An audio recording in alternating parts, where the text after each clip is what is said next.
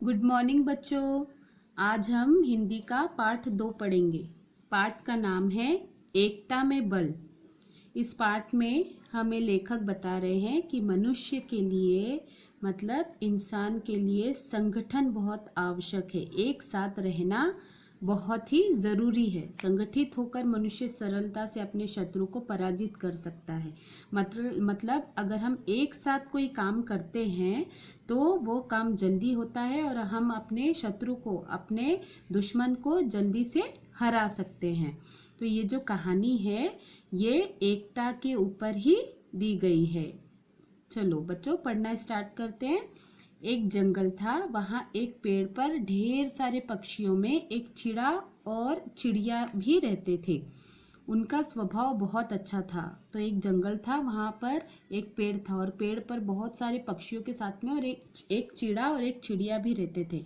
उनका स्वभाव बहुत अच्छा था, मतलब वो बातचीत करने में बहुत ही अच्छे थे, उनका व्यवहार बहुत अच्छा था।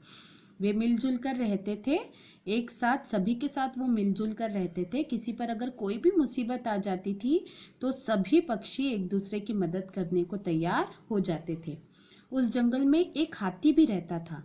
अक्सर मतलब रोज रोज वह तालाब के किनारे नहाने के लिए आया करता था और आसपास के पेड़ पौधों को कुचलता हुआ निकल जाता था। जब भी वो तालाब के पास नहाने के लिए आता था तो वो ऐसे चलता था कि नीचे के सारे पेड़ पौधों को वो अपने पैरों से कुचल देता था। वह अपने घमंड के आगे किसी की तनिक भी परवाह नहीं करता था।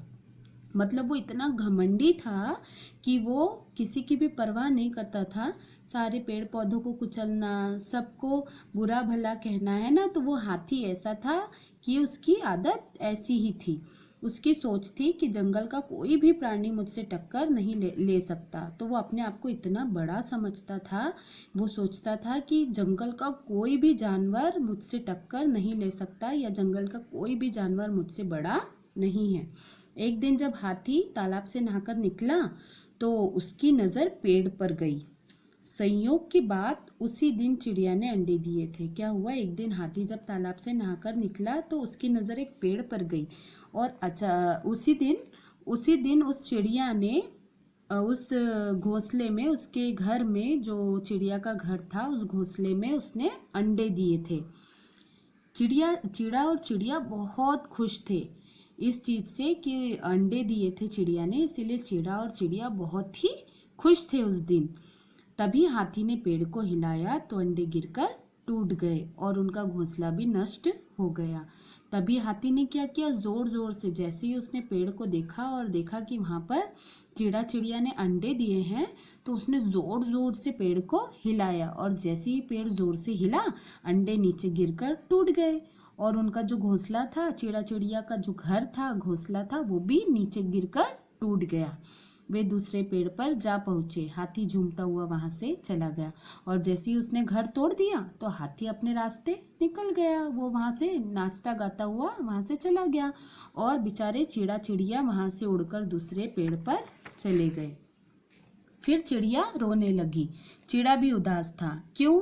क्योंकि अंडों में उनके बच्चे थे। तो जैसे ही हाथी ने उस पेड़ को हिलाया तो वो अंडे नीचे गिर गए और उनके बच्चे भी मर गए। इस चीज़ से चिड़िया क्या करने लगी, रोने लगी और चिड़ा भी बहुत ही उदास हो गया, दुखी हो गया। तभी उसी पेड़ पर रहने वाला कटफोड़वा आ गया और उसी पेड़ पर एक कटफोड़वा रहता था। एक पक्षी है कटफोड़वा, जिसकी चोंच बहुत ही नुकीली होती है, उसे कटफोड़वा बोलते हैं ना। तो वो पक्षी उसी पेड़ पर उनके साथ रहता था। वो वहाँ पर चिड़ा चिड़िया के पास में आ गया। उसने उनसे उदासी का कारण पूछा तो चिड़िया ने उसे सारी बात सुना दी। जैसे ही कटफोड़वे ने पूछा कि क्या हुआ तो चिड़िया ने पूरी बात उसको बता दी कि क्या क्या हुआ हमारे साथ, हाथी ने हमारे साथ क्या क्या किया। चिड़िया बोली, मित्र क्या करें, हम रोने के अलावा और क्या कर सकते हैं, कोई भी उस हाथी से टक्कर नहीं ले सकता। तो वो कटफोड़वे को बोलती है चिड़िया कि इतना बड़ा है वो हाथी कि हम उसका कुछ भी बिगाड़ नहीं सकते, तो हम क्या करें, हम रो ही सकते हैं बस। कटफोड़वा बोला, तुम ठीक कहती हो, पर इस बार हम मिलजुल कर उस हाथी को ऐसा मजा चखाएंगे कि वह सारी जिंदगी याद रखेगा। तो कठफोड़वा चिड़िया से बोलता है कि हाँ, तुम बहुत सही कह रही हो, सही बात बोल रही हो तुम, कि हाँ, हाथी बहुत बड़ा है और हम छोटे छोटे से जानवर हैं तो हम उसका कुछ भी बिगाड़ नहीं सकते। लेकिन हाँ, हम मिलजुल कर एक साथ मिलजुल कर अपने दिमाग से उसको ऐसा मजा चखाएंगे कि वह सारी जिंदगी याद रखेगा। चिड़ा ने पूछा, तुम कैसे उसे सबक सिखाओगे?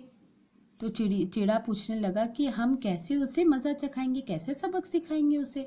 कठफोड़वा ने कहा, मित्र, दोस्त, मेरी विणाक नामक मक्खी से दोस्ती है। तो वो बताता है कि एक विणाक नामक मक्खी है, वो मेरी फ्रेंड है, वो मेरी दोस्त है।